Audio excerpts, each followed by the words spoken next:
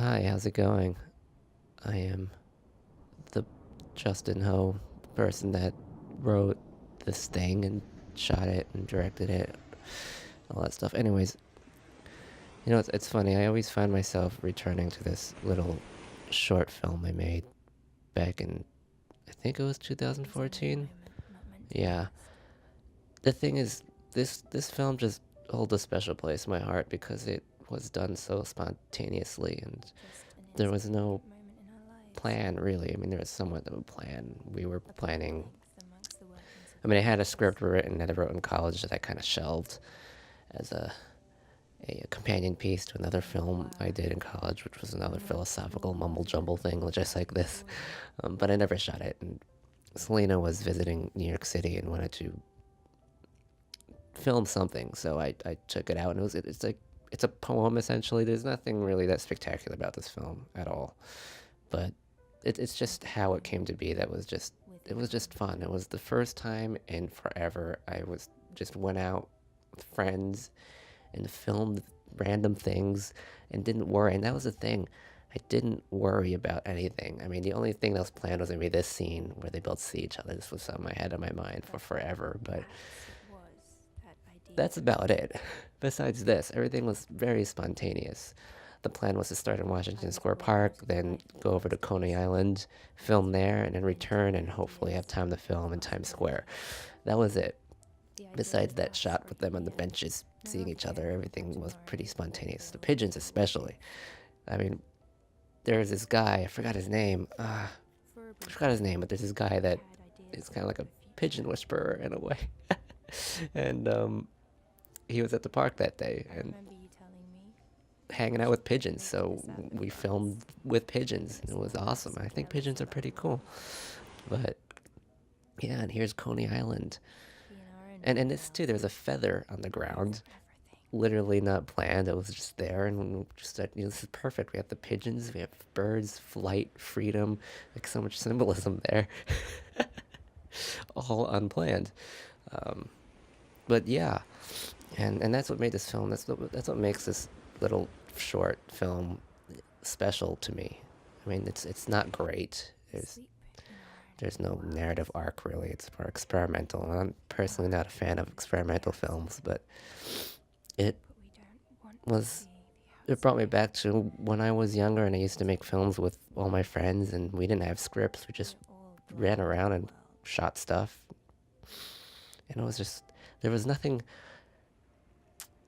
It wasn't as important. This film, it nothing weighed it down. I wasn't trying to make it to get into a bunch of festivals or impress people or anything like that.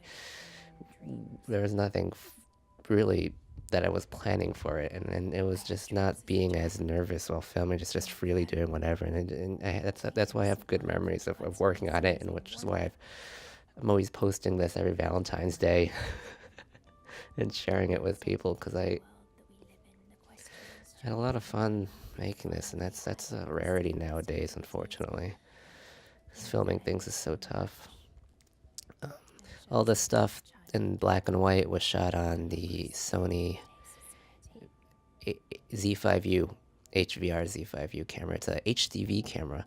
The problem is I didn't have my 5D with me at home in Jersey. All I had was my Sony HDV camera, and figured, well, I'll just shoot with that. And I think that camera's brilliant, and it has this nice quality to it. That HDV in general, the compression is actually kind of rad. It has a really nice there's like some grain to it that looks very pleasing. I don't know, maybe I'm just stupid. Also, the Z5U has a slow motion function where you could shoot these slow motion shots. As long as you're in close-ups, it's fine, because if you shoot wides with that slow motion on, you can see the decrease in quality. But in close-ups like this, well, this isn't a slow motion shot, but this is a slow motion shot. I mean, you could tell there's some quality decrease, but with close-ups, it's easier to hide it with the shallow depth of field by zooming all the way in and all that technical stuff. um, and then all this childhood stuff was added in the last minute too. I didn't plan this. I mean, the script was written just to be with Ryan and Selina, but just threw it in because just figured why not? I'm in Jersey right now. Let's have some childhood portion and include it in there with the poem, I guess you could call it.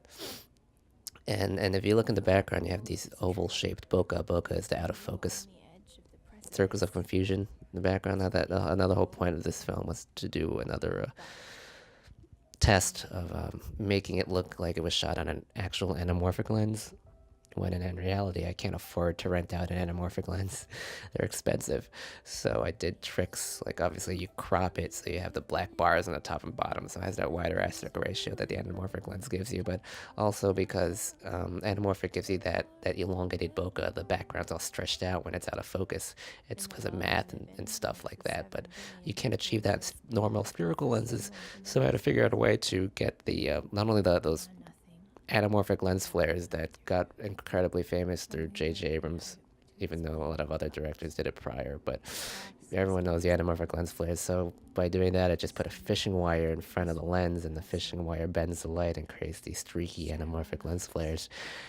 And then to get the ovular bokeh, I cut out a black piece of paper in the shape of an oval, put it in front of the lens, and what that does is it makes all the background out of focus areas ovular, I don't even know.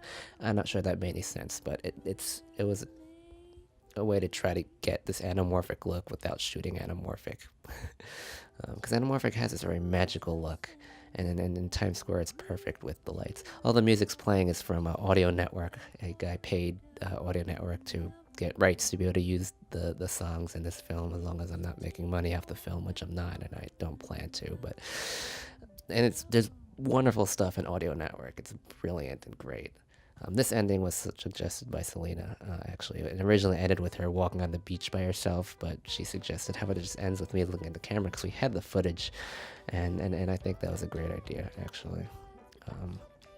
And the end credits, all these photos you see in the end credits were actually taken by Selina, I think. Yeah, because she had the camera with her, so these are actually photos taken by her. And these are the Polaroid photos, but doing the ending credits was fun, trying to find ways to place the photos and the text so it worked, and all that jazz. Thank you for watching. I hope this wasn't a waste of your time, and you can click on any other videos here.